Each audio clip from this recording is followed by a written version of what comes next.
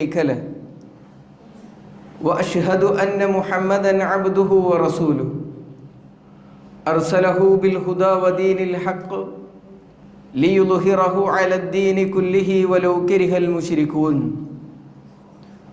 اللهم صل على محمد وعلى آل محمد كما صليت على إبراهيم وعلى آل إبراهيم إنك حميد مجيد اللهم بارك على محمد وعلى آل محمد كما باركت على إبراهيم وعلى آل إبراهيم إنك حميد مجيد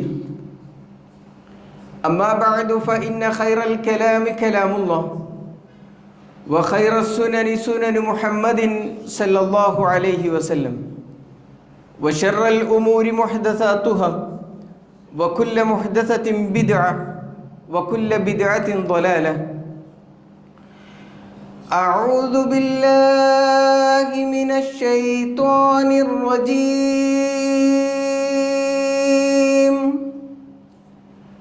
بسم الله الرحمن الرحيم يا أيها الذين آمنوا اتقوا الله حق تقاته ولا تموتن إلا وأنتم مسلمون يا أيها الذين آمنوا اتقوا الله وقولوا قولا سديدا يصلح لكم أعمالكم ويغفر لكم ذنوبكم ومن يطع الله ورسوله فقد فاز فوزا عظيما بسم الله الرحمن الرحيم وإذ قتلتم نفسا فادارأتم فيها والله مخرج ما كنتم تكتمون فقلنا اضربوه ببعضها كذلك يحيي الله الموتى ويريكم آياته لعلكم تعقلون. സമാദരണീയരായ സത്യവിശ്വാസികളെ, സർവ്വലോക രക്ഷിതാവായ റബ്ബ് സുബ്ഹാനഹു വ തആലയുടെ വിധിവിലക്കുകളും നിയമനിർദ്ദേശങ്ങളും ജീവിതത്തിൻ്റെ എല്ലാ മേഖലകളിലും പാലിച്ചുകൊണ്ട് ജീവിക്കണമേ എന്ന് സ്വന്തത്തോടെന്ന പോലെ നിങ്ങളെ ഓരോരുത്തരെയും ഉണർത്തുകയാണ്, വസിയ്യത്ത് ചെയ്യുകയാണ്. അള്ളാഹു ഇഷ്ടപ്പെടുന്ന അവൻ്റെ ഇഷ്ടദാസന്മാരിൽ നമ്മെ ഏവരെയും നാഥൻ ഉൾപ്പെടുത്തി അനുഗ്രഹിക്കുമാറാവട്ടെ.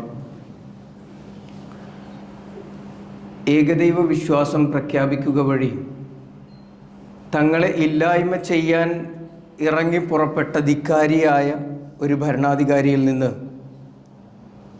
അള്ളാഹുവിൻ്റെ അനുഗ്രഹത്താൽ കടൽ കടന്നു രക്ഷപ്പെട്ട ഒരു സമുദായം അവർ വസിക്കുന്നിടത്ത് പിന്നീട് പശുപൂജയിലേക്ക് വഴിതെറ്റിയ ചരിത്രമാണ് കഴിഞ്ഞ ആഴ്ചയിൽ നമ്മൾ സൂചിപ്പിച്ചത്. ആ ജനതയെ വികലമായ ആ വിശ്വാസത്തിലേക്ക് വഴി നടത്തിയ സാമിരി എന്ന് പറയുന്ന മനുഷ്യനെക്കുറിച്ചും നാം പറഞ്ഞു. പിന്നീട് ധിക്കാരപരമായ സമീപനം ആ ജനത തങ്ങളിലെ രണ്ട് പ്രവാചകന്മാരോടും പറയുന്ന വർത്തമാനം വിശുദ്ധ ഖുർആൻ സൂചിപ്പിച്ചതും നാം ഉദ്ധരിക്കുകയുണ്ടായി. അതിനോട് ചേർത്ത് വെച്ചുകൊണ്ട് നാം മനസ്സിലാക്കേണ്ടുന്നത്, പിന്നീട് ആ സമുദായത്തിന്, ബനു ഇസ്രായേലിയരാകുന്ന ആ ജനതയ്ക്ക് എന്താണ് സംഭവിച്ചത് എന്ന് വിശുദ്ധ ഖുർആൻ സവിസ്തരം വിശദീകരിക്കുന്നതായി കാണുവാൻ സാധിക്കും. 2-ാം അധ്യായം സൂറ അൽ ബക്കറയിലെ 54-ാമത്തെ വചനം, വഇദ് ഖാല മൂസാ ലിഖൗമിഹി യാ ഖൗമി ഇന്നകും ളലംതും അൻഫുസകും ബിത്തിഖാദികുമുൽ ഇജ്ൽ ഫതൂബു ഇലാ ബാരിഉകും. വഇദ് ഖാല മൂസാ ലിഖൗമി, മൂസാ നബി അലൈഹി സ്വലാത്തു വസ്സലാം അള്ളാഹുവിന് പുറമെ പശുക്കുട്ടിയെ ഉണ്ടാക്കി അതിനോട് ആരാധന തുടങ്ങിയ, അതിനോട് പ്രാർത്ഥന തുടങ്ങിയ, അതിനെ പ്രതിഷ്ഠയാക്കി അതിൻ്റെ മുന്നിൽ എല്ലാം വെച്ച് സമർപ്പിക്കുന്ന വിശ്വാസധാരയിലേക്ക് മാറിപ്പോയ ആ ജനതയോട് മൂസാ നബി അലൈഹി സ്വലാത്തു വസ്സലാമ പറഞ്ഞ വർത്തമാനമുണ്ട്. യാ ഖൗമി ഇന്നകും ളലംതും അൻഫുസകും ബിത്തിഖാദികുമുൽ ഇജ്ൽ. ഈ പശുക്കുട്ടി, ആ പശുക്കുട്ടിയുടെ ബിംബത്തെ, രൂപത്തെ ആരാധിക്കുക വഴി നിങ്ങളോട് തന്നെ അക്രമം പ്രവർത്തിച്ചിട്ടുണ്ട്.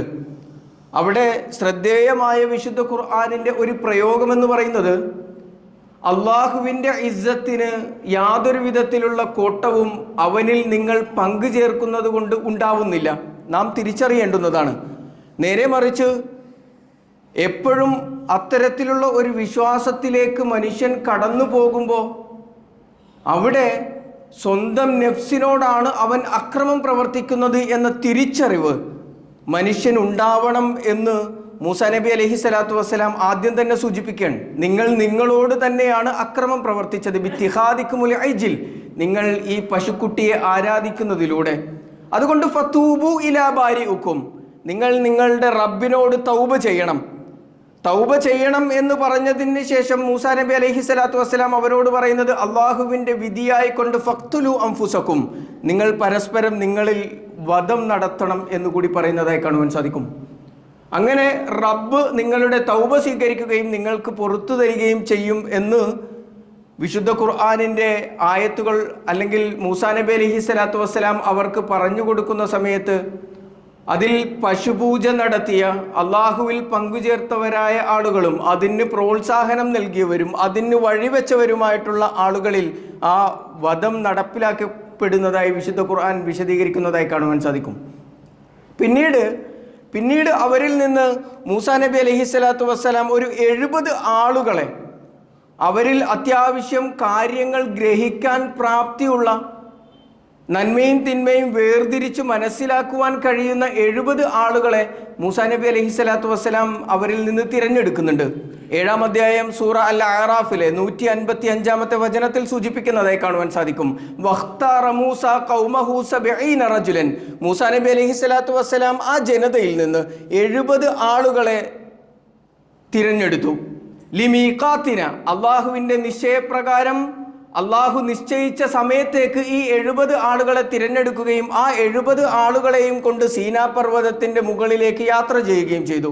അവർക്ക് സത്യാസത്യങ്ങൾ വിശദീകരിച്ചു കൊടുക്കുന്നതിനും ഒരു വേള തൗറാത്ത് വാങ്ങിക്കൊണ്ട് ആ ജനതയിലേക്ക് മൂസാ നബി അലൈഹി സ്വലാത്തു വസ്സലാമ കടന്നു വന്നപ്പോൾ അവർക്ക് ഒരു ജീവിത ദർശനം വിശദീകരിച്ചു കൊടുക്കേണ്ടുന്ന ആ പ്രവാചകൻ അവരിലെ വികലമായ വിശ്വാസം കണ്ട് ആ തൗറാത്തിൻ്റെ ഫലകങ്ങൾ വലിച്ചെറിഞ്ഞ് ഹാറൂൻ അലൈഹി സ്വലാത്തു വസ്സലാമയുടെ താടിക്ക് പിടിച്ച് വലിച്ചു കയർത്ത സംഭവമൊക്കെ നമ്മൾ വിശദീകരിച്ചതാണ്.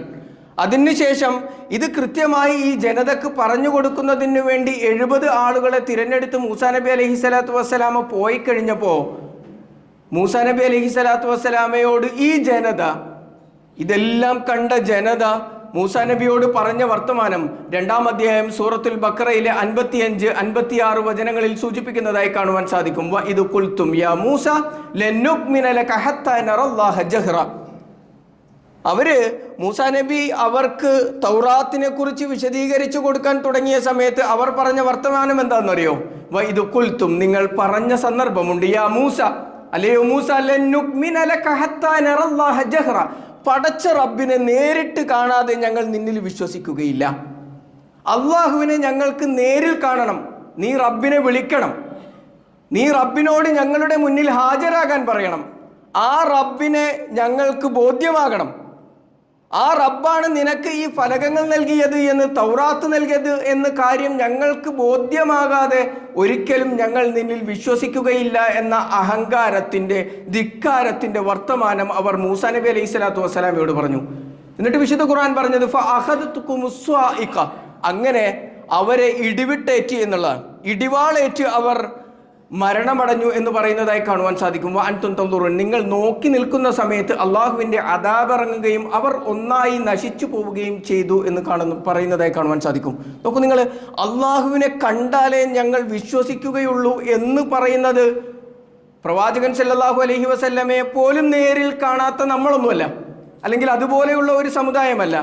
അള്ളാഹുവിനെ നേരിൽ കാണുന്നത് പോലെ തന്നെ അള്ളാഹുവിൻ്റെ അനുഗ്രഹങ്ങളെ അനുഭവിച്ചറിഞ്ഞ ഒരു ജനസമൂഹം അവർക്ക് അള്ളാഹുവിൽ നിന്നുള്ള ദൃഷ്ടാന്തം വിശദീകരിച്ചു കൊടുക്കാൻ പോകുന്ന സമയത്ത് അവർ പറയുന്ന വർത്തമാനം, അവർക്കൊരു ജീവിതക്രമം വിശദീകരിച്ചു കൊടുക്കാൻ പോകുമ്പോൾ നിങ്ങൾ ഇനി ഇങ്ങനെയൊക്കെയാണ് ജീവിക്കേണ്ടത്, നിങ്ങളുടെ ജീവിതത്തിൽ ധർമ്മനിഷ്ഠക്കും വിശ്വാസപരമായ കർമ്മങ്ങൾക്കും ചില സ്ഥാനങ്ങളുണ്ട്, അത് നിങ്ങൾ മനസ്സിലാക്കി ജീവിക്കണം എന്ന് അവരെ ഉത്ബോധിപ്പിക്കാൻ ശ്രമിക്കുന്ന സമയത്ത് അവർ പറയുന്ന വർത്തമാനം റബ്ബിനെ കണ്ടാലേ ഞങ്ങൾ വിശ്വസിക്കുകയുള്ളൂ എന്നാണ്. അങ്ങനെയുള്ള ആ സമുദായത്തെ അള്ളാഹു നശിപ്പിക്കുകയും എന്നിട്ട് മൂസാ നബി അലൈഹി സ്വലാത്തു വസ്സലാമയുടെ പ്രാർത്ഥനയെ തുടർന്ന് സുമ്മ ബഅസ്നാകും മിൻ ബഅദി മൗതികും ലഅല്ലകും തഷ്കുറൂൻ, വീണ്ടും അവരെ പുനർജനിപ്പിച്ചു എന്ന അള്ളാഹു മരിപ്പിച്ച ആ ആളുകളെ വീണ്ടും അള്ളാഹു സുബ്ഹാനഹു വ തആല അവരെ പുനർജനിപ്പിച്ചു എന്ന് പറയുന്നതായി കാണുവാൻ സാധിക്കും. ആ ജനതയുടെ ഒരു സ്വഭാവം ഇവിടെ നിന്ന് നമ്മൾ വായിച്ചെടുക്കേണ്ടതുണ്ട്. അള്ളാഹുവിനോട് ധിക്കാരപരമായ കുഫ്ർ സംബന്ധമായ നിലപാടുകൾ സ്വീകരിച്ചിരുന്ന ആളുകളായിരുന്നു ആ ജനഹിതം എന്ന് നമ്മൾ കൃത്യമായി മനസ്സിലാക്കണം. അത് ഒന്നും രണ്ടും തവണയൊന്നുമല്ല, പല സന്ദർഭങ്ങളിൽ പലതരത്തിൽ അവർ ആ ധിക്കാരം പടച്ച റബ്ബിനോട് കാണിക്കുന്നതായി വിശുദ്ധ ഖുർആൻ പറയുന്നതായി കാണുവാൻ സാധിക്കും. അവരെ കടൽ കടത്തി കൊണ്ടുവന്ന് ആ മരുഭൂമിയിൽ എത്തിയ സമയത്ത് അവർക്ക് കഴിക്കാൻ മന്നയും സെൽവയും നൽകിയ അനുഗ്രഹീതമായ ഭക്ഷണം, അവർക്ക് വിയർപ്പ് പൊടിക്കാതെ ഭക്ഷണം കഴിക്കാൻ, അതും ഏറ്റവും പോഷക സമ്പുഷ്ടമായ, അങ്ങനെയാണ് മുഫസ്സിറുകൾ വിശദീകരിച്ചത്. അങ്ങനെയുള്ള 2 ഭക്ഷണങ്ങൾ അവർക്ക് അനുഗ്രഹമായി വർഷിച്ചു നൽകിയതിന് ശേഷവും ആ ജനത മൂസാ നബി അലൈഹി സ്വലാത്തു വസ്സലാമയോട് പറയുന്ന ഒരു വർത്തമാനമുണ്ട്. 2-ാം അധ്യായം സൂറത്തുൽ ബഖറയിൽ വഇദ് ഖുൽതും യാ മൂസ ലൻ നസ്ബിറ അലാ തുആമിൻ വാഹിദിൻ ഫദ്ഉ ലനാ റബ്ബക അൻ യുഖ്രിജ ലനാ മിമ്മാ തുംബിതുൽ അർള മിൻ ബഖലിഹാ വകിസ്സായിഹാ വഫൂമിഹാ വഅദസിഹാ വബസലിഹാ. അവര് ഈ മന്നയും സെൽവയും എല്ലാം ഇങ്ങനെ കഴിച്ചുകൊണ്ടിരിക്കുമ്പോൾ അവർക്കൊരു മടുപ്പ്. അപ്പോൾ അവർ മൂസാ നബി അലൈഹി സ്വലാത്തു വസ്സലാമയോട് പറഞ്ഞു, ഇങ്ങനെ ഒരേ ഭക്ഷണം കഴിച്ച് ഇവിടെ ജീവിക്കാനൊന്നും ഞങ്ങൾക്ക് കഴിയില്ല, അതുകൊണ്ട് നീ നിന്റെ റബ്ബിനോട് പ്രാർത്ഥിക്കണം. അവിടെയും അവരുടെ വർത്തമാനത്തിൻ്റെ സ്വഭാവം കേട്ടോ നിങ്ങൾ, നീ ഞങ്ങളുടെ റബ്ബിനോട് പ്രാർത്ഥിക്കണമെന്നല്ല അവരുടെ വർത്തമാനം. ഫദ്ഉ ലനാ റബ്ബക, ഞങ്ങൾക്ക് വേണ്ടി നീ നിന്റെ റബ്ബിനോട് ചോദിക്കണം.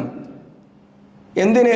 യുഖ്രിജ് ലനാ മിമ്മാ തുംബിതുൽ അർള്, ഭൂമിയിൽ മുളച്ചുണ്ടാകുന്ന സാധനങ്ങൾ ഞങ്ങൾക്ക് ഉൽപ്പാദിപ്പിച്ചു തരാൻ റബ്ബിനോട് ചോദിക്കണം. എന്തൊക്കെയാ ചോദിച്ചത്? മിൻ ബഖലിഹ വകിസ്സായിഹ വഫൂമിഹ വഅദസിഹ വബസലിഹ. ചീര വേണം ഞങ്ങൾക്ക്, കിസ്സാവ് വേണം, കക്കിരി വേണം ഞങ്ങൾക്ക്, വെളുത്തുള്ളി വേണം ഞങ്ങൾക്ക്, പയറ് വേണം ഞങ്ങൾക്ക്, സവാള വേണം ഞങ്ങൾക്ക്, വല്ലുള്ളിക്കാണ് ബസൽ എന്ന് പറയാം. ഇതൊക്കെ തരാൻ വേണ്ടി നീ എന്തു ചെയ്യണം? റബ്ബിനോട് ചോദിക്കണം എന്ന് അള്ളാഹുവിൻ്റെ അനുഗ്രഹങ്ങളെ തിരിച്ചറിയാൻ കഴിയാതെ അവരുടെ ഇഷ്ടങ്ങളെ, ഇച്ഛകളെ തേടിക്കൊണ്ടിരിക്കുന്ന ഒരു സമൂഹത്തെ അള്ളാഹുവിൻ്റെ ദൃഷ്ടാന്തങ്ങളോട് പോലും ധിക്കാരത്തോടുകൂടി പുറംതിരിഞ്ഞു നിൽക്കുന്ന വർത്തമാനം പറയുന്ന ആളുകളുടെ കൂട്ടത്തിൽ നമുക്ക് അവരെ കാണുവാൻ സാധിക്കും. അതുമാത്രമൊന്നുമല്ല, അവരോട് അള്ളാഹു പറഞ്ഞു സെബത്ത് ആചരിക്കണമെന്ന്. വിശദീകരിക്കല്ല, അവരോട് സെബത്ത് ആചരിക്കണമെന്ന് പറഞ്ഞു. ശനിയാഴ്ച ദിവസത്തിൽ നിങ്ങൾ മത്സ്യം പിടിക്കാൻ പോകരുത് എന്ന് പറഞ്ഞു. പക്ഷേ ശനിയാഴ്ച ദിവസമാകുമ്പോഴത്തേക്കിന് അവർക്ക് മുന്നിൽ മത്സ്യം ഇങ്ങനെ വന്ന് നിറഞ്ഞു തുള്ളാൻ തുടങ്ങി. എങ്ങനെയാണ് അള്ളാഹുവിൻ്റെ കൽപ്പന നിഷേധിക്കാൻ കഴിയുക? അതുകൊണ്ട് അവർ ശനിയാഴ്ച ദിവസങ്ങളിൽ മത്സ്യം പിടിച്ചില്ല, പകരം കടലിനോട് ചേർന്നൊരു വെള്ളക്കെട്ടുണ്ടാക്കി ആ മീനിനെ എല്ലാം ആ വെള്ളക്കെട്ടിലേക്ക് നയിച്ചു കൊണ്ടുവന്ന് പിടിക്കാതെ ആ വെള്ളക്കെട്ടിൽ നിർത്തിയിട്ട് ശനിയാഴ്ച കഴിയുമ്പോഴത്തേക്ക് ഞായറാഴ്ച ആ വെള്ളക്കെട്ടിൽ നിന്ന് മീനിനെ പിടിക്കാൻ തുടങ്ങി. ഇവിടെ അള്ളാഹുവിൻ്റെ ഇടപെടലുണ്ടായി, കുരങ്ങന്മാരാക്കി കളയുക ചെയ്തത്. വിശുദ്ധ ഖുർആൻ കൃത്യമായിട്ട് ആ സംഭവം വിശദീകരിക്കുന്നുണ്ട്. അപ്പോൾ നമ്മൾ മനസ്സിലാക്കേണ്ടുന്നത്, ആ ജനതക്ക് ഇത്രയേറെ അനുഗ്രഹങ്ങൾ നേരിൽ കണ്ട ആ ജനതക്ക് അള്ളാഹുവിനോടും അള്ളാഹുവിൻ്റെ ദൃഷ്ടാന്തങ്ങളോടും ഉള്ള ഒരു സമീപനം എന്ന് പറയുന്നത് എത്രമേൽ ധിക്കാരപരമായിരുന്നു എന്ന് നമ്മൾ തിരിച്ചറിയണം. അങ്ങനെ അവർ ആ നാട്ടിൽ ജീവിച്ചു കൊണ്ടിരിക്കുന്ന സമയത്താണ് അവരുടെ കൂട്ടത്തിൽ നിന്ന് ഒരാൾ കൊല ചെയ്യപ്പെടുന്നത്, ഒരാൾ വധിക്കപ്പെട്ടു. അയാളുടെ ശവശരീരം അവർക്കിടയിൽ കൊണ്ടുവന്ന് ഇടപെട്ടു. പക്ഷേ ആരാണ് കൊല ചെയ്തത് എന്ന് ആർക്കും അറിയില്ല. മാത്രവുമല്ല, അവർ പരസ്പരം പഴിചാരാൻ തുടങ്ങുകയും ചെയ്തു. ഇന്ന ഗോത്രക്കാരാണ് കൊന്നത്, ഇന്ന ആളുകളാണ് കൊന്നത് എന്ന് അവർ പരസ്പരം പഴിചാരാനും തുടങ്ങി.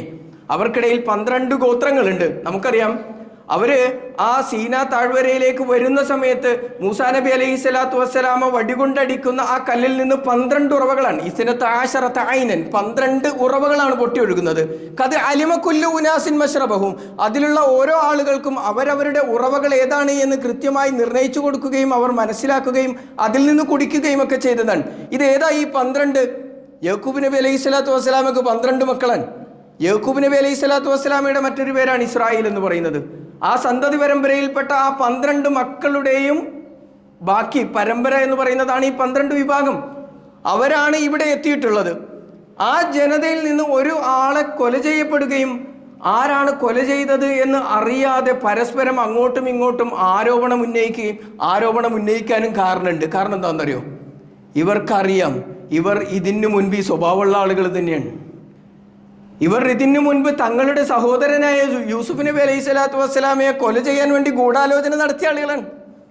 അതിനുവേണ്ടി തക്കം പാർത്തിരുന്ന് അവസരമുണ്ടാക്കി അതിന് ശ്രമിച്ച ആളുകളുമാണ്. അതുകൊണ്ട് അവർക്ക് കൃത്യമായിട്ട് അറിയാം ആരോ കൊല ചെയ്തിട്ടുണ്ട്, ഗൂഢാലോചന നടത്തിയിട്ടുണ്ട് എന്നൊക്കെ. അവർ പരസ്പരം അങ്ങോട്ടും ഇങ്ങോട്ടും കുറ്റം ആരോപിച്ച് മുന്നോട്ട് പോയി കഴിഞ്ഞപ്പോൾ അതൊരു വലിയ പ്രശ്നത്തിലേക്ക് പോകുമെന്ന് കണ്ടപ്പോൾ അവർ തീരുമാനിച്ചു മൂസാ നബി അലൈഹി സ്വലാത്തു വസ്സലാമയുടെ അടുക്കൽ ചെല്ലാം. മൂസാ നബിയുടെ അടുത്ത് ചെന്നിട്ട് മൂസാ നബിയോട് ഇതിന് ഒരു പരിഹാരം കാണുന്നതിന് വേണ്ടി പറയാം. അവർ മൂസാ നബി അലൈഹി സ്വലാത്തു വസ്സലാമയുടെ അടുക്കൽ വന്നു. എന്നിട്ട് മൂസാ നബിയോട് അള്ളാഹുവിനോട് പ്രാർത്ഥിക്കാൻ ആവശ്യപ്പെട്ടു. അള്ളാഹുവിനോട് പ്രാർത്ഥിച്ചു. അള്ളാഹു മൂസാ നബി അലൈഹി സ്വലാത്തു വസ്സലാമയോട് അവരോട് പറയാൻ പറഞ്ഞു. വിശുദ്ധ ഖുർആൻ 2-ാം അധ്യായം സൂറത്തുൽ ബഖറയിലെ 67 മുതൽ 73 വരെ നീണ്ടു നിൽക്കുന്ന ആയത്തുകളിൽ കാണാം. വഇദ് ഖാല മൂസാ ലിഖൗമിഹി ഇന്നല്ലാഹ യഅ്മുറുക്കും അൻ തദ്ബഹു ബഖറ. ഇന്നല്ലാഹ യഅ്മുറുക്കും, മൂസാ നബി അലൈഹി സ്വലാത്തു വസ്സലാം അവരോട് പറഞ്ഞു, ഇന്നല്ലാഹ യഅ്മുറുക്കും, അള്ളാഹു നിങ്ങളോട് ഈ പ്രശ്ന പരിഹാരത്തിനു വേണ്ടി കൽപ്പിച്ചിട്ടുണ്ട്. അൻ തദ്ബഹു ബഖറ, നിങ്ങളൊരു പശുക്കുട്ടിയെ അറുക്കണം. അപ്പോൾ അവർ ചോദിച്ചു, കാലു അതത്തഖിദുന ഹുസ്വ, അല്ല മൂസ, നീ എന്താ ഇതിങ്ങനെ വളരെ ലാഘവത്തോടുകൂടി നീ ഞങ്ങളെ കളിയാക്കുകയാണോ, തമാശയായിട്ട് എടുക്കുകയാണോ എന്നാണ് മൂസാ നബി അലൈഹി സ്വലാത്തു വസ്സലാമയോട് ആ ജനത ചോദിച്ചത്. നമ്മൾ മനസ്സിലാക്കേണ്ടത് എന്താണെന്നറിയോ? ആ ജനവിഭാഗത്തിൻ്റെ ഉള്ളിൽ നിലനിൽക്കുന്ന വിശ്വാസം, പശുവിനോടുള്ള പശു പ്രതിഷ്ഠയാക്കി അതിനെ ആരാധിക്കാനുള്ള അവരുടെ മനസ്സിൻ്റെ ത്വരയെ മനസ്സിൽ നിന്ന് അതിൻ്റെ അവസാനത്തെ വേരും അറുത്തുകളയുകയാണ് റബ്ബ് സുബ്ഹാനഹു വ തആല.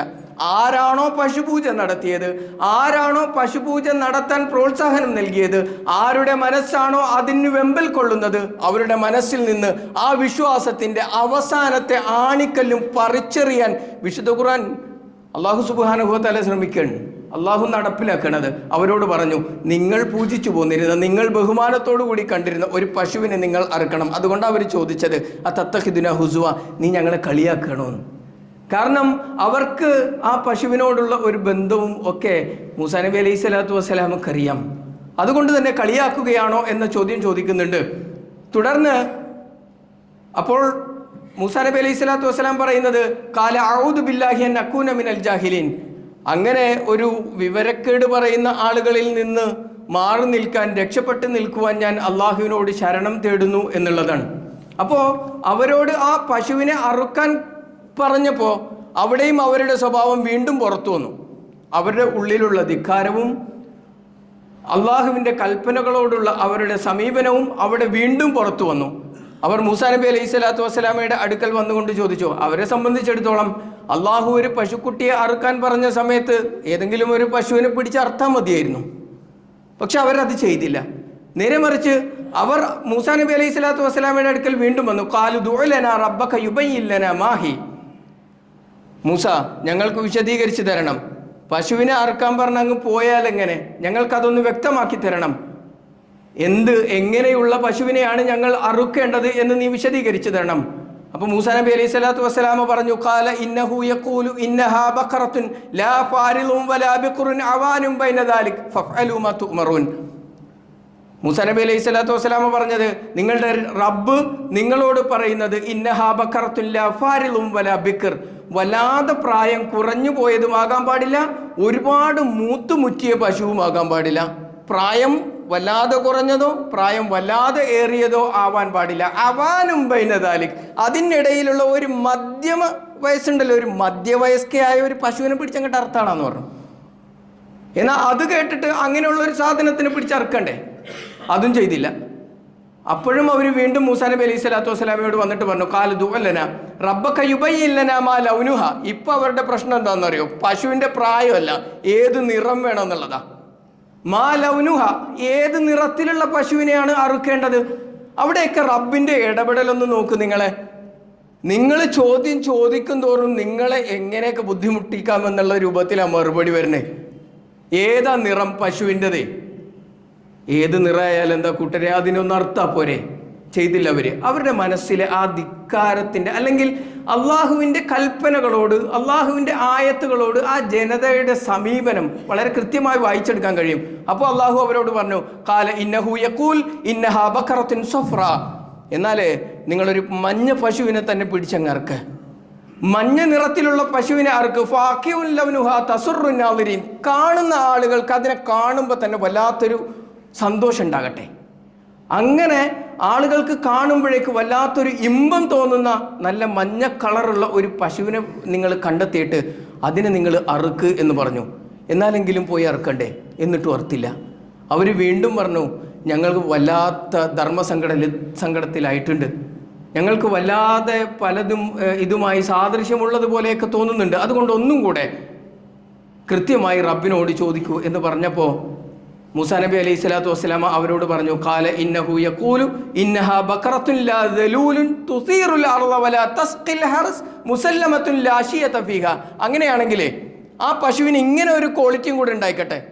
ഇതുവരെ കൃഷിക്ക് വേണ്ടി ഉപയോഗിച്ചിട്ടില്ലാത്ത, കൃഷിക്ക് വെള്ളം നനക്കാൻ ഉപയോഗിക്കാത്ത, കൃഷിയിലും ഇടം ഉഴുതുമറിക്കുന്നതിന് വേണ്ടി ഉപയോഗിച്ചിട്ടില്ലാത്ത, യാതൊരു ന്യൂനതകളുമില്ലാത്ത, മുസല്ലമത്തുൻ ലാ ശിയത ഫീഹാ, ഒരു ന്യൂനതയുമില്ലാത്ത ആരോഗ്യമുള്ള നല്ല ഒരു പശുവിനെ നിങ്ങൾ കണ്ടെത്തിയിട്ട് അറുക്ക്. കാലുൽ ആന ജിഅ്ത ബിൽ ഹക്ക്. അപ്പോഴാണ് അവർക്ക് തൃപ്തിയായത്. ഇപ്പോഴാണ് ശരിയായത്, ഇപ്പോഴാണ് ഞങ്ങൾക്ക് കാര്യം മനസ്സിലായത്. ഇങ്ങനത്തെ ഒന്നിനായിരുന്നു അല്ലേ ചോദിച്ചു വാങ്ങുകയാണ് റബ്ബിൻ്റെ അടുത്തുനിന്ന്.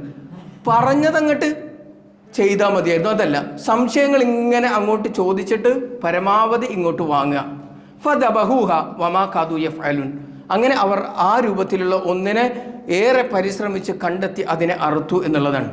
ഇവിടെ നോക്കൂ നിങ്ങൾ, അള്ളാഹു കൃത്യമായ ഒരു ഇടപെടൽ ആ അവരുടെ വിശ്വാസത്തിൽ നടത്തുന്നതായി കാണുവാൻ സാധിക്കും. അവരിൽ രൂഢമൂലമായി ഉറച്ചു നിന്നിരുന്ന, അല്ലെങ്കിൽ അവർക്ക് താല്പര്യമുണ്ടായിരുന്ന ഒരു പശുപ്രതിഷ്ഠയെ അവരിൽ നിന്ന് പൂർണ്ണമായും ഇല്ലായ്മ ചെയ്യുന്നതിന് വേണ്ടി അവരെ കൊണ്ട് തന്നെ ആ പശുവിനെ റബ്ബ് സുബ്ഹാനഹു വ തആല അറുത്തു എന്ന് നമുക്ക് കാണുവാൻ സാധിക്കും.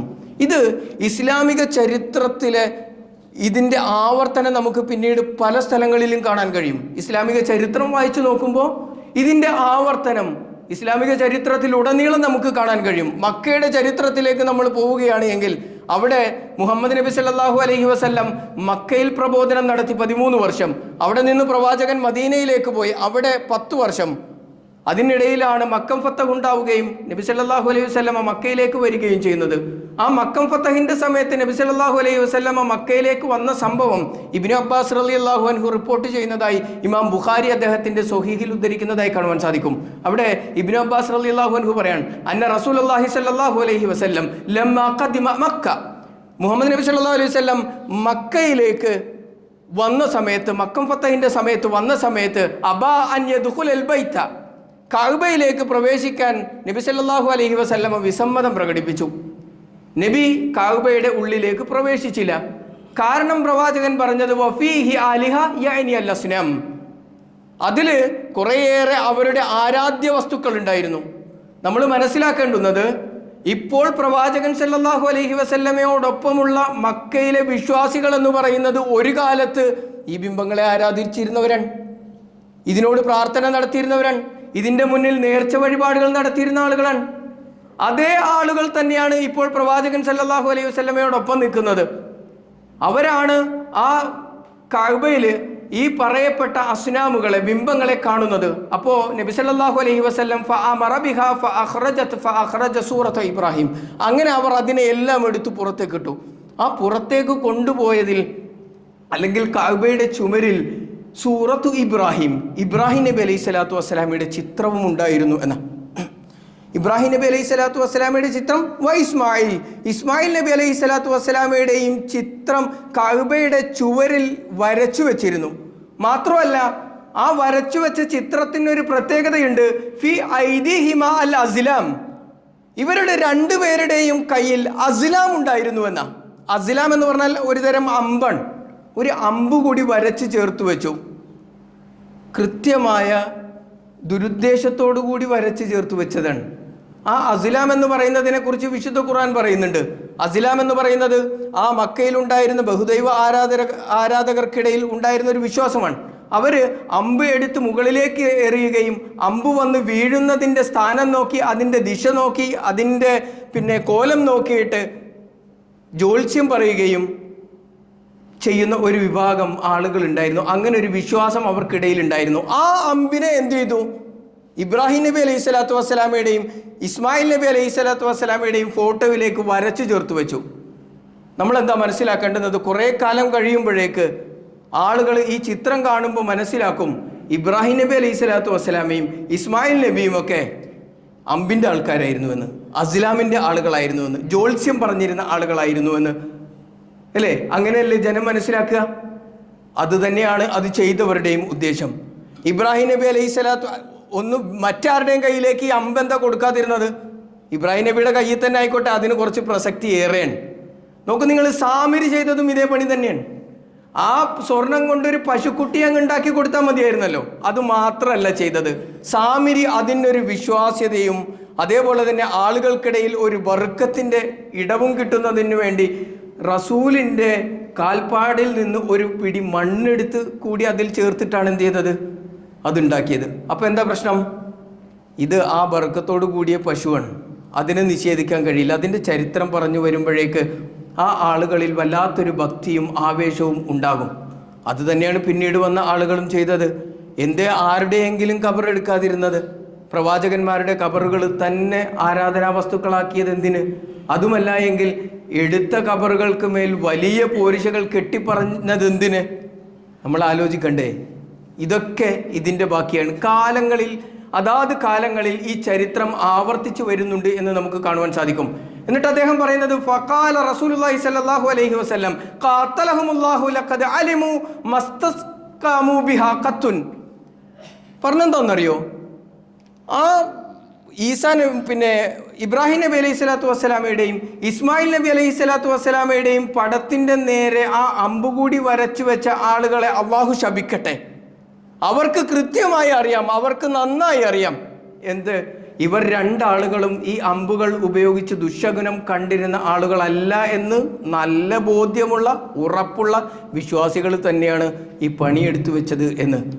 അതിനെ തുടർന്ന് ഇബ്നു അബീ ശൈബ റളിയല്ലാഹു അൻഹു അതിനോട് ചേർത്ത് വെക്കുന്നതായി കാണുവാൻ സാധിക്കും. സുമ്മ അമറ ബിസൗബിൻ ഫബല്ല വമഹാബിഹി സൂറഹുമ.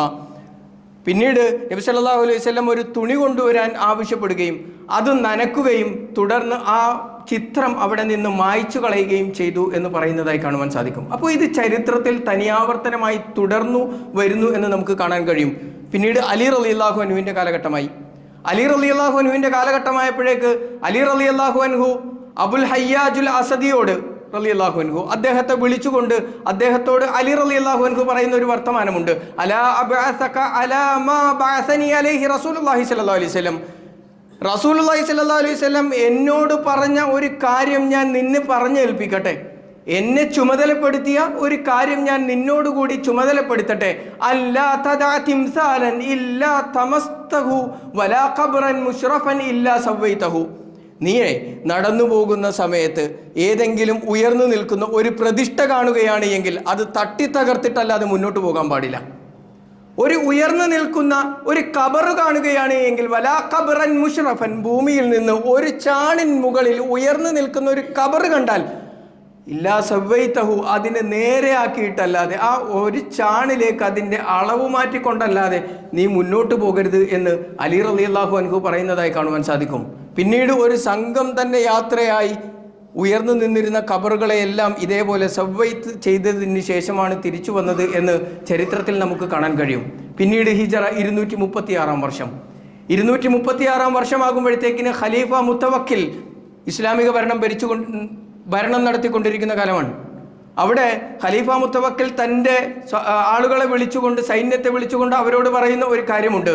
ഹുസൈൻ റളിയല്ലാഹു അൻഹുവിൻ്റെ ഖബറുണ്ട്, കെട്ടി ഉയർത്തി ആളുകൾ ആരാധന തുടങ്ങിയിട്ടുണ്ട്, പ്രാർത്ഥന തുടങ്ങിയിട്ടുണ്ട്, അത് പൊളിച്ചു കളയണം എന്നാണ്. അത് പൊളിച്ചു കളയാൻ ഉത്തരവിറക്കുകയും അത് പൊളിച്ചു കളയുകയും ചെയ്തു എന്നുള്ളതാണ്. ആരാ ഹുസൈൻ റളിയല്ലാഹു അൻഹു എന്ന് നമുക്ക് കൃത്യമായിട്ട് അറിയാം. അലി റളിയല്ലാഹു അൻഹുവിൻ്റെ മകനാണ്. അങ്ങനെയുള്ള അദ്ദേഹത്തിൻ്റെ ഖബർ ഉയർത്തുകയും അതിനോട് പ്രാർത്ഥിക്കുകയും ചെയ്ത ഒരു സമുദായം പിന്നീട് ഉണ്ടായി. പിന്നെ ഹിജറ 250 വർഷമാകുമ്പോഴേക്ക് ഹാരിസ് ബിൻ മിസ്കീൻ റഹിമഹുല്ലാ എന്ന് പറയുന്ന നേതാവ്, അദ്ദേഹം തൻ്റെ ജനതയോട് പറഞ്ഞത്, അല്ലെങ്കിൽ അദ്ദേഹം ചെയ്ത ഒരു കാര്യമുണ്ട്. ഹദമ മസ്ജിദൻ ബുനിയ ബൈനൽ ഖുബൂർ, ഖബറുകൾക്കിടയിൽ ആ ഖബറിൻ്റെ നടുവിൽ ഉയർത്തിക്കെട്ടപ്പെട്ടിരിക്കുന്ന പള്ളി അദ്ദേഹം തകർത്തു കളഞ്ഞു. ഖബറോടുകൂടി ഖബർ അറ്റാച്ച്ഡ് ആയിട്ടുണ്ടാക്കി. അതപ്പോൾ ഇത് പുതിയതല്ലത്, ഇത് ഈ കാലത്തുണ്ടായതൊന്നുമല്ല, ഇത് പണ്ട് കാലത്തെ ഉള്ളതാണ്. അവിടെയെല്ലാം ഏകദൈവ വിശ്വാസത്തിൻ്റെ വക്താക്കളായിട്ടുള്ള ഭരണാധികാരികൾ അതിനെ തകർത്തു കളയുകയും ആ വിശ്വാസം ഉന്മൂലനം ചെയ്യുന്നതിന് വേണ്ടിയുള്ള പ്രവർത്തനങ്ങൾ നടത്തുകയും ചെയ്തിട്ടുണ്ട്. പിന്നീട് ഷെയ്ഖുൽ ഇസ്ലാം ഇബ്നു തൈമിയ്യയുടെ കാലഘട്ടമാകുമ്പോഴേക്ക് അദ്ദേഹം മക്കയിൽ ഉയർന്നു നിന്നിരുന്ന ഇത്തരത്തിൽ ആളുകൾ ആരാധനാഭാവത്തോടു കൂടി കണ്ടിരുന്ന സ്തൂപങ്ങളെ നശിപ്പിച്ചു കളഞ്ഞു എന്ന് ചരിത്രം കാണുവാൻ കഴിയും. പിന്നെയോ 1218 ഹിജറ 1218 വർഷമാകുമ്പോഴേക്ക് ഷെയ്ഖ് മുഹമ്മദ് ബിൻ അബ്ദുൽ വഹാബ് ഈ രൂപത്തിൽ അവിടെ ആരാധനാഭാവത്തോടുകൂടി അവർ ആരാധിച്ചിരുന്ന ഖബറുകളെയും മറ്റും ഇല്ലാതാക്കിക്കൊണ്ട് വിശ്വാസം അവർക്കിടയിൽ പ്രചരിപ്പിക്കുന്നതായി നമുക്ക് കാണുവാൻ സാധിക്കും. അപ്പോൾ നമ്മൾ മനസ്സിലാക്കേണ്ടത് എന്താണെന്നറിയോ? ഇവർ പൊളിക്കണമെങ്കിൽ, ഇവർ നേരെയാക്കണമെങ്കിൽ അവിടെ ഒരു ഖബർ ഉയരണ്ടേ? അപ്പോൾ ഇത് ഈ സമൂഹത്തിൽ നടന്നുകൊണ്ടേയിരിക്കും. വിശ്വാസികളായ ആളുകളിൽ പിന്നീട് അവരുടെ വിശ്വാസങ്ങളിൽ ചില ആളുകൾ കടത്തിക്കൂട്ടലുകൾ ഉണ്ടാക്കി അവരെ ഖബറാരാധനയുടെ വക്താക്കളാക്കിക്കൊണ്ടേയിരിക്കും. അത് ഈ ഇസ്ലാമിക ചരിത്രം പരിശോധിക്കുമ്പോൾ എല്ലാ കാലഘട്ടത്തിലും തുടർന്നു വരുന്നതാണ്. അവിടെയൊക്കെ അതിന് എതിരെ യഥാർത്ഥ ഇസ്ലാമിൻ്റെ ശബ്ദം അവരെ കേൾപ്പിക്കുവാൻ ഒരു വിഭാഗം ആളുകൾ ഉണ്ടാകണം. നമ്മൾ ആലോചിക്കേണ്ടത്, നബി സല്ലല്ലാഹു അലൈഹി വസല്ലമ 13 വർഷം മക്കയിൽ പ്രബോധനം ചെയ്യുന്ന സമയത്ത് ആ ഖബർ പൊളിച്ചില്ല. നേരെ മറിച്ച് പ്രവാചകൻ മക്കയിലേക്ക് അധികാരത്തോടുകൂടി കടന്നു വരുമ്പോഴാണ് നമ്മളും അറിയേണ്ടത്. ഇന്ന് തന്നെ കട്ടപ്പാര എടുത്ത് പോയിട്ട് ഖബർ പൊളിക്കുക എന്നുള്ളതല്ല, അത് നമുക്ക് നടത്താൻ പാടില്ലാത്തതുമാണ്. കാരണം ഭരണം വഴി അല്ലെങ്കിൽ നിയമം വഴി അതിന് അനുവാദം ഉള്ള ഒരു നാട്ടിൽ ആ നിയമത്തെ ലംഘിക്കുവാൻ നമുക്ക് പാടില്ലാത്തതാണ്. നേരെ മറിച്ച് നമ്മൾ ചെയ്യേണ്ടത് എന്താണെന്നറിയോ?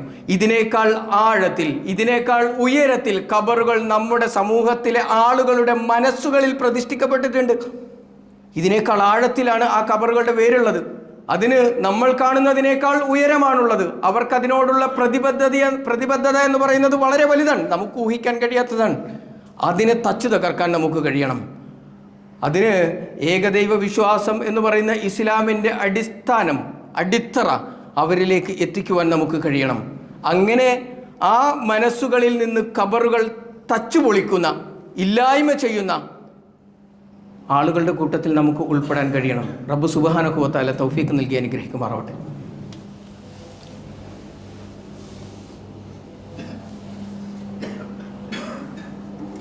അൽഹംദുലില്ലാഹ്, അസ്സലാത്തു വസ്സലാമു അലാ റസൂലിഹിൽ അമീൻ വഅല ആലിഹി വസഹ്ബിഹി അജ്മഈൻ, അമ്മാ ബഅദ്. ഒരിക്കൽ കൂടി അള്ളാഹുവിൻ്റെ വിധിവിലക്കുകൾ അനുസരിച്ച് ജീവിക്കണമേ എന്ന് സ്വന്തത്തോടെന്ന പോലെ നിങ്ങളെ ഓരോരുത്തരെയും ഉണർത്തുകയാണ്, വസിയ്യത്ത് ചെയ്യുക. മൂസാ നബി അലൈഹി സ്വലാത്തു വസ്സലാമയുടെയും ബനു ഇസ്രായേല്യരുടെയും ചരിത്രം തുടർന്നും വിശുദ്ധ ഖുർആൻ വിവിധ അധ്യായങ്ങളിലായി വിശദീകരിക്കുന്നുണ്ട്. നമുക്കറിയാം, വിശുദ്ധ ഖുർആനിൽ ഏറ്റവും കൂടുതൽ വചനങ്ങളുള്ളത് മൂസാ നബി അലൈഹി സ്വലാത്തു വസ്സലാമയുടെയും ബനു ഇസ്രായേല്യരുടെയും ചരിത്രം വിശദീകരിക്കുന്നതിന് വേണ്ടിയാണ്. അത്രമേൽ പ്രാധാന്യം, അത്രമേൽ ഗുണപാഠങ്ങൾ മുസ്ലിം ഉമ്മത്തിനുള്ള ഒരു ചരിത്രം എന്ന നിലക്കാണ് അതിനെ ഏറെ പ്രാധാന്യത്തോടു കൂടി വിശുദ്ധ ഖുർആൻ ആവർത്തിച്ച് ഉദ്ധരിക്കുകയും ഒക്കെ ചെയ്യുന്നത്. അത് നമ്മൾ അതിൻ്റെ ഓരോ കോർണറുകളിലും ഓരോ മൂലകളിലും നമുക്ക് മനസ്സിലാക്കാനും പഠിക്കാനും ഒരുപാട് ഗുണപാഠങ്ങളുണ്ട്. ഇനി ഉള്ള അവസരങ്ങളിൽ, നമുക്ക് കിട്ടുന്ന അവസരങ്ങളിൽ അത് വായിക്കാനുള്ള ശ്രമം നമ്മളിൽ നിന്ന് ഉണ്ടാവണം. ആ ജനത ആ സീനാ മരുപ്പറമ്പിൽ 40 വർഷം അലയട്ടെ എന്ന റബ്ബിൻ്റെ കൽപ്പനയുണ്ട്. നമ്മൾ ഈ വിഷയം തുടങ്ങുന്ന സമയത്ത് ഓതിവെച്ച ആയത്ത് അതായിരുന്നു.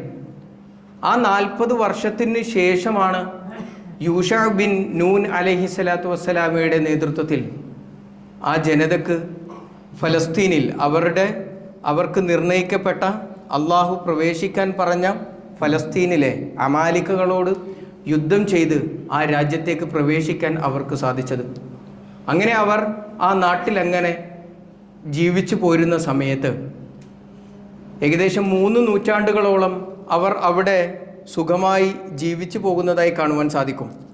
പിന്നീട് 4-ാം നൂറ്റാണ്ട് ആകുമ്പോഴേക്ക് ഫലസ്തീനുമായി അവർക്ക് യുദ്ധം ചെയ്യേണ്ടി വന്നു. ഈ കാലയളവിനിടയിൽ ഒരുപാട് പ്രവാചകന്മാർ അവർക്കിടയിലേക്ക് വരികയും അവരിൽ ജീവിച്ചു മരിച്ചു പോവുകയും ഒക്കെ ചെയ്യുന്നുണ്ട്. അങ്ങനെ ഒരു 4-ാം നൂറ്റാണ്ട് ഒക്കെ ആകുമ്പോഴേക്ക് അവരിലേക്ക് ഒരു പ്രവാചകൻ ശംവീൽ അലൈഹിസ്സലാത്തു വസ്സലാം, വിശുദ്ധ ഖുർആൻ പറഞ്ഞ 25 പ്രവാചകന്മാർക്ക് പുറമെ ചരിത്രം വായിക്കുമ്പോൾ അല്ലെങ്കിൽ മുഫസ്സിറുകൾ വിശദീകരിക്കുന്ന ചരിത്രങ്ങളിൽ നമുക്ക് ഈ പേരുകളെല്ലാം കാണാൻ കഴിയും. ആ പ്രവാചകൻ അവരിലേക്ക് വരികയും അവർക്കിടയിൽ ജീവിച്ച് യുവാവായി വാർദ്ധക്യത്തിലേക്ക് എത്തുന്ന സമയത്ത് ഫലസ്തീനുമായുള്ള അവരുടെ യുദ്ധം കൊടുമ്പിരി കൊള്ളുന്ന സമയത്ത് അവരോട് യുദ്ധം കൊടുമ്പിരി കൊണ്ടു എന്ന് മാത്രമല്ല, ഫലസ്തീർ ഇവരെ കടന്നാക്രമിക്കുകയും അവരിൽ നിന്ന് ഒരു താബൂത്ത് എന്ന് പറയുന്നത് മൂസാ നബി അലൈഹിസ്സലാത്തു വസ്സലാമക്ക് ലഭിച്ച തൗറാത്തിൻ്റെ ഫലകങ്ങൾ സൂക്ഷിച്ചിരുന്ന പെട്ടിയാണ്. തടി കൊണ്ടുള്ള പെട്ടി, സ്വർണം പൂശി അവർ വളരെ അധികം ഭവ്യതയോടുകൂടി സൂക്ഷിച്ചിരുന്ന ആ പെട്ടി മറ്റവർ കവർന്നു കൊണ്ടുപോവുകയും ചെയ്തു. അങ്ങനെ കൊണ്ടുപോയതിന് ശേഷം ഈ ബനു ഇസ്രായേല്യരായിട്ടുള്ള ആളുകളുടെ മനഃശാന്തിയും സമാധാനവും എല്ലാം നഷ്ടപ്പെട്ടു. അത് തിരിച്ചു പിടിക്കണം എന്ന ആഗ്രഹം അവരിൽ വല്ലാതെ ഉണർന്ന സമയത്ത് ശംവീൽ അലൈഹിസ്സലാത്തു വസ്സലാമയുടെ അടുക്കൽ വന്നുകൊണ്ട് അവർ പറയുന്നുണ്ട്, ഞങ്ങൾക്ക് ഒരു മലിക്കിനെ നിശ്ചയിച്ചു തരാൻ നീ അള്ളാഹുവിനോട് പ്രാർത്ഥിക്കണം എന്ന്. 2-ാം അധ്യായം സൂറത്തുൽ ബഖറയിലെ 246 മുതലുള്ള വചനങ്ങൾ അത് കൃത്യമായി പറയുന്നതായി കാണുവാൻ സാധിക്കും. അലം തറ ഇലൽ മലഇ മിൻ ബനി ഇസ്രായീൽ മിൻ ബഅദി മൂസ ഇദ് ഖാലൂ ലിനബിയ്യിൻ ലഹും ഇബ്അസ് ലനാ മലിക്കൻ. അവരുടെ പ്രവാചകൻ്റെ അടുക്കൽ വന്നുകൊണ്ട് ആവശ്യപ്പെടുന്നത് അള്ളാഹുവിനോട് പ്രാർത്ഥിക്കണം, ഞങ്ങൾക്ക് ഒരു പ്രവാചകനെ, ഒരു മലിക്കിനെ, ഒരു രാജാവിനെ നിശ്ചയിച്ചു തരാൻ. നുഖാത്തിലു ഫീ സബീലില്ല, എന്തിനു വേണ്ടിയാണ്? അള്ളാഹുവിൻ്റെ മാർഗത്തിൽ ഞങ്ങൾക്ക് യുദ്ധം ചെയ്യാൻ, ഞങ്ങളെ മുന്നിൽ നിന്ന് നയിക്കാൻ പ്രാപ്തനായ ഒരു മലിക്കിനെ ഞങ്ങൾക്ക് നിശ്ചയിച്ചു തരാൻ. ഇത് കേട്ടപ്പോൾ ആ പ്രവാചകൻ അവരോട് പറഞ്ഞു അത്രേ, ഖാല ഹൽ അസൈത്തും ഇൻ കുത്തിബ അലൈക്കുമുൽ ഖിതാൽ അല്ലാ തുഖാതിലു. നിങ്ങൾക്ക് യുദ്ധം നിർബന്ധമാക്കപ്പെട്ട് കഴിഞ്ഞാൽ നിങ്ങൾ യുദ്ധത്തിൽ നിന്ന് പിന്തിരിഞ്ഞു കളയുമോ എന്ന ആശങ്ക എനിക്കുണ്ട്. കാരണം അവരുടെ സ്വഭാവം അതാണ്, അവരുടെ കയ്യിലിരിപ്പ് അതാണ്, കാരണം അവരുടെ ചരിത്രം പറയുന്നതും അതാണ്. മൂസാ നബിയോട് അവർ പച്ചക്ക് പറഞ്ഞ വർത്തമാനമുണ്ട്, ഇദ്ഹബ് അൻത വറബ്ബുക ഫഖാതില ഇന്നാ ഹാഹുനാ ഖായിദുൻ. നീയും നിന്റെ റബ്ബും പോയിട്ട് യുദ്ധം ചെയ്യേ, ഞങ്ങൾ ഇവിടെ നിൽക്കാം എന്ന് ഒരു പ്രവാചകന്റെ മുഖത്ത് നോക്കി പറഞ്ഞ ജനതയാണ്. അപ്പോൾ ആ പ്രവാചകൻ അവരോട് പറയുന്നത്, നിങ്ങൾക്ക് യുദ്ധം നിർബന്ധമാക്കപ്പെട്ട് കഴിഞ്ഞാൽ നിങ്ങൾ ഇതിൽ നിന്ന് തിരിഞ്ഞു കളയുമോ എന്ന ഭയം എനിക്കുണ്ട്. ഖാലു വമാലന അല്ലാ നുഖാതില ഫീ സബീലില്ല. ഞങ്ങൾ എങ്ങനെയാണ്, അവർ ആ പ്രവാചകനോട് പറഞ്ഞ മറുപടി, ഞങ്ങൾ എങ്ങനെയാണ് അള്ളാഹുവിൻ്റെ മാർഗത്തിൽ യുദ്ധം ചെയ്യാതിരിക്കുക? വഖദ് ഉഖ്രിജ്നാ മിൻ ദിയാരിനാ വ അബ്നായിന. അവർ ഞങ്ങളുടെ വീടുകളിൽ നിന്ന് കവർച്ച ചെയ്തു കൊണ്ടുപോവുകയും ഞങ്ങളുടെ മക്കളെ ബന്ദികളാക്കി പിടിച്ചു കൊണ്ടുപോവുകയും ഒക്കെ ചെയ്ത സമയത്ത് ഞങ്ങൾക്ക് യുദ്ധം ചെയ്യാതിരിക്കാൻ എങ്ങനെയാണ് സാധിക്കുക എന്ന് അവർ ആ പ്രവാചകനോട് മറുപടി പറയുന്നതായി കാണുവാൻ സാധിക്കും. എന്നാൽ ആ പ്രവാചകൻ സംശയിച്ചതുപോലെ തന്നെയാണ് സംഭവിച്ചത്. ഫലമ്മാ കുത്തിബ അലൈഹിമുൽ ഖിതാൽ, അവർക്ക് യുദ്ധം നിർബന്ധമാക്കപ്പെട്ടപ്പോൾ തവല്ലൗ ഇല്ലാ ഖലീലൻ മിൻഹും, അല്പം ചിലരല്ലാതെ ബാക്കി എല്ലാ ആളുകളും തനി സ്വഭാവം കാണിച്ചു. അവർ അതിൽ നിന്ന് പിന്തിരിഞ്ഞു കളഞ്ഞു എന്ന് വിശുദ്ധ ഖുർആൻ പറയുന്നു. ആ സമയത്ത് വഖാല ലഹും നബിയുഹും ഇന്നല്ലാഹ ഖദ് ബഅസ ലക്കും ത്വാലൂത മലിക്കൻ. ആ സമയത്താണ് ആ പ്രവാചകൻ അവരോട് പറയുന്നത്, അല്ലാഹു സുബ്ഹാനഹു വ തആല നിങ്ങൾക്ക് ത്വാലൂത്ത് എന്ന് പറയുന്ന ഒരു മനുഷ്യനെ രാജാവായി നിർണയിച്ചു തന്നിട്ടുണ്ട്. അതിലെ ത്വാലൂത്ത് എന്ന് പറയുന്നത് ബിന്യാമീൻ അലൈഹിസ്സലാത്തു വസ്സലാം, ബിന്യാമീൻ്റെ കുടുംബത്തിൽപ്പെട്ട ഒരു മനുഷ്യനാണ്. ബിന്യാമീൻ എന്ന് പറയുന്നത് അവരുടെ കൂട്ടത്തിലെ വളരെ ദുർബലമായ ഒരു സമൂഹമാണ്. അതിൽ നിന്നുള്ള ത്വാലൂത്ത് എന്ന് പറയുന്ന മനുഷ്യനെ നിങ്ങൾക്ക് രാജാവായി നിശ്ചയിച്ചു തന്നിട്ടുണ്ട് എന്ന് പറഞ്ഞപ്പോൾ ഖാലു അന്നാ യകൂനു ലഹുൽ മുൽക്കു അലൈന വനഹ്നു അഹഖു ബിൽ മുൽക്കി. ഇത് ഇവരുടെ സ്ഥിരം സ്വഭാവമാണ്. അവർ പറഞ്ഞെന്താണെന്നറിയോ, എങ്ങനെയാണ് ത്വാലൂത്തിനെ, അതും ഇത്രയും ദുർബലമായ പ്രതാപമില്ലാത്ത ഒരു ജനതയിൽ നിന്ന്, ഒരു സമുദായത്തിൽ നിന്ന്, ഒരു ഗോത്രത്തിൽ നിന്ന് ഒരു രാജാവിനെ, ഇത്രയും പ്രതാപമുള്ള ഞങ്ങളെ നയിക്കാൻ ത്വാലൂത്തിനെ ഏൽപ്പിക്കേ? അതെങ്ങനെയാണ് സംഭവിക്കുക? ഞങ്ങളല്ലേ അതിന് ഏറ്റവും ഉത്തമമായ ആളുകൾ. ഇതുതന്നെയാണ്, ഈ സ്വഭാവം തന്നെയാണ് മദീനയിലേക്ക് വരുമ്പോഴും അവർക്ക് സംഭവിച്ചത്. നബി സല്ലല്ലാഹു അലൈഹി വസല്ലമ ഒരു പ്രവാചകന്റെ വരവിനെ ഈ സമൂഹം എല്ലാ കാലത്തും കാത്തിരിക്കുന്നുണ്ട്. ഈ ബനു ഇസ്രായേൽ ജൂതന്മാർ, അവർ മദീനയിലായിരിക്കുന്ന സമയത്തും അവർ പ്രതീക്ഷിച്ചിരുന്നത് ഒരു നബിയുടെ വരവ്. അവരത് വലിയ വീരവാദത്തോടുകൂടി, അഹങ്കാരത്തോടുകൂടി പറയുകയും ചെയ്യുമായിരുന്നു മദീനയിലുള്ള മറ്റ് ഗോത്രങ്ങളോട്, ഞങ്ങൾക്കൊരു നബി വരാനുണ്ട്, ആ പ്രവാചകനോടൊപ്പം നിന്ന് ഞങ്ങൾ നിങ്ങളെ യുദ്ധം ചെയ്ത് തോൽപ്പിക്കുക തന്നെ ചെയ്യും എന്ന് അവർ പറയുകയും ചെയ്യുമായിരുന്നു. എന്നാൽ മുഹമ്മദ് നബി സല്ലല്ലാഹു അലൈഹി വസല്ലമ നിയുക്തനായി അവരുടെ ഇടയിലേക്ക് റസൂലാണ് എന്ന് പറഞ്ഞുകൊണ്ട് കടന്നു വന്നപ്പോൾ ഇതേ നിലപാട് തന്നെയാണ് അവർ സ്വീകരിച്ചത്. അവർ വിശ്വസിച്ചില്ല. എങ്ങനെയാണ് മക്കയിൽ നിന്നൊരാൾ എന്നുള്ളതാണ് അവർക്കെപ്പോഴും അവരുടെ കൂട്ടത്തിൽ നിന്ന് അവരുടെ സ്റ്റാറ്റസിനൊക്കുന്ന, അങ്ങനെ അവരുടെ സ്റ്റാറ്റസിനൊക്കുന്ന, പ്രതാപത്തിനൊക്കുന്ന ഒരാളെ അവരിൽ നിന്ന് ഉണ്ടാകണം എന്ന വിശ്വാസവും ധാരണയും ഒക്കെ ഉള്ള ആളുകളാണ്. അതുകൊണ്ട് തന്നെ പ്രവാചകന്മാരെ അയക്കുമ്പോഴേക്കെല്ലാം അവരോടുള്ള നിഷേധ സ്വഭാവം ആ ജനവിഭാഗത്തിൽ നിന്ന് നമുക്ക് കാണുവാൻ സാധിക്കും. നമ്മൾ മനസ്സിലാക്കേണ്ടുന്നത്, ഈ ചരിത്രമൊക്കെ പഠിക്കുമ്പോൾ ഒരു പ്രവാചകൻ നമുക്ക് മുന്നേ നമുക്ക് വഹിയുമായി, നമ്മുടെ ജീവിതത്തിൻ്റെ ദർശനവുമായി വന്ന് വഫാത്തായി പോയിട്ടുണ്ട് എങ്കിൽ ആ പ്രവാചകൻ്റെ അധ്യാപനങ്ങൾ നമുക്കിടയിൽ മാറ്റത്തിരുത്തലുകളില്ലാതെ നിലനിൽക്കുകയും ചെയ്യുന്ന സമയത്ത് ആ അധ്യാപനങ്ങളോട് നമ്മൾ പുറംതിരിഞ്ഞു നിൽക്കാൻ പാടില്ല. അത് നമ്മുടെ ജീവിതത്തിൻ്റെ ഭാഗമാക്കാൻ നമുക്ക് സാധിക്കേണ്ടതുണ്ട്. അങ്ങനെ ഒരു ചരിത്ര വായന നമുക്ക് നടത്തേണ്ടതുണ്ട്. റബ്ബ് സുബ്ഹാനഹു വ തആല തൗഫീഖ് നൽകി അനുഗ്രഹിക്കുമാറാവട്ടെ.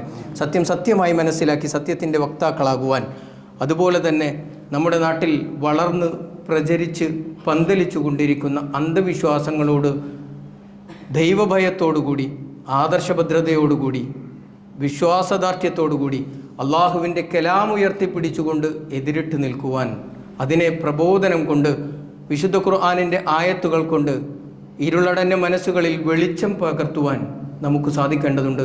റബ്ബ് സുബ്ഹാനഹു വ തആല അതിനുള്ള എല്ലാവിധത്തിലുള്ള തൗഫീഖും നമുക്ക് നൽകി അനുഗ്രഹിക്കുമാറാവട്ടെ. നമ്മിൽ നിന്നും വന്നുപോയിട്ടുള്ള ചെറുതും വലുതുമായ, അറിഞ്ഞും അറിയാതെയുമുള്ള തെറ്റുകുറ്റങ്ങൾ നാഥൻ വിട്ടുപുറത്ത് മാപ്പാക്കി തരുമാറാവട്ടെ. നമ്മളിൽ രോഗം കൊണ്ട് പ്രയാസപ്പെടുന്ന ആളുകൾ, അവരുടെ രോഗങ്ങളെ അള്ളാഹു പരിപൂർണമായ ശിഫ നൽകി അനുഗ്രഹിക്കുമാറാവട്ടെ. പലവിധത്തിൽ പ്രയാസങ്ങൾ അനുഭവിക്കുന്ന ആളുകൾ, അവരുടെ പ്രയാസങ്ങളെ അള്ളാഹു ദൂരീകരിച്ചു കൊടുക്കുമാറാവട്ടെ. അതുപോലെ തന്നെ നമ്മിൽ നിന്നും മരണപ്പെട്ടു പോയിട്ടുള്ള ആളുകൾ, നമ്മുടെ പിതാക്കന്മാർ, മാതാവുകൾ, സഹോദരി സഹോദരന്മാർ, അയൽവക്കക്കാർ, അവരുടെ എല്ലാം ഖബറുകളെ അള്ളാഹു വിശാലമാക്കി കൊടുക്കുമാറാവട്ടെ. അവരുടെ പാപങ്ങളെ വിട്ടുപുറത്ത് മാപ്പാക്കി കൊടുക്കുമാറാവട്ടെ. അവരെയും നമ്മെയും അവൻ്റെ ജന്നാത്തുൽ ഫിർദൗസിൽ ഒരുമിച്ച് കൂട്ടി അനുഗ്രഹിക്കുമാറാവട്ടെ. അല്ലാഹുമ്മ ഗ്ഫിർ ലിൽ മുഅ്മിനീന വൽ മുഅ്മിനാത്ത് വൽ മുസ്ലിമീന വൽ മുസ്ലിമാത്ത് വൽ അഹ്യാഇ മിൻഹും വൽ അംവാത്ത് إنك مجيب الدعوات ويا قاضي الحاجات ربنا تقبل منا إنك أنت السميع العليم